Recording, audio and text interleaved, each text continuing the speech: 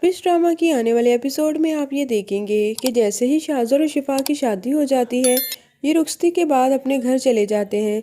लेकिन शिफा को शाजिर का बाप और बहन कबूल नहीं करते। वो शिफा को मुंह भी नहीं लगाते। शाजिर शिफा से कहते हैं, आओ हम अपने कमरे में चलते हैं।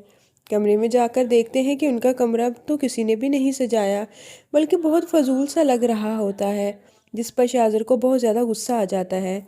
वो दिल ही दिल में सोचता है और अपने डैड से पूछता हूँ और अपनी बहन से कि ये सब क्या है। वो शिफा को कमरे में बिठाकर खुद बाहर चला जाता है। शिफा अपने आराम करने के लिए कमरे में लेट जाती है।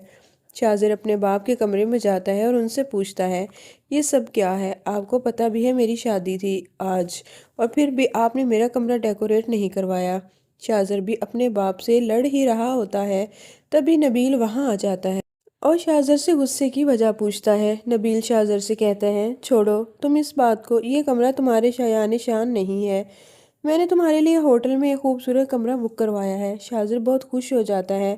वो अपनी खूबसूरत रात रेस्टोरेंट के खूबसूरत से कमरे में गुजारेगा। वो शिफा को लेकर रेस्टोरेंट चला जाता है। शिफा ने शाहज़र से शादी तो कर ली, लेकिन उसने दिल से उसे कबूल नहीं किया।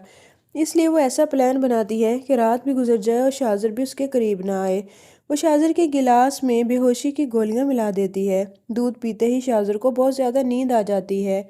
जब सुबह उसकी आंख खुलती है तो टाइम देखता है तो वो बहुत ज़्यादा हैरान और परेशान हो जाता है कि वो रात इतनी गहरी नींद सोया। वो शिफा से कहता है कि मुझे रात क्या बहुत ज़्यादा नींद आई, जिस पर शिफा कहती है, हाँ जी आप टाइम से सो गए थे और अब ही आप उठे हैं। लेकिन शाहज़र को किसी गड़बड़ का एहसास होता है और वो शिफा से पूछता है कि मैंने ऐसा क्या खा लिया था जिससे मुझे इतनी नींद आ गई। मैं तो इतनी बेहोशी की नींद आई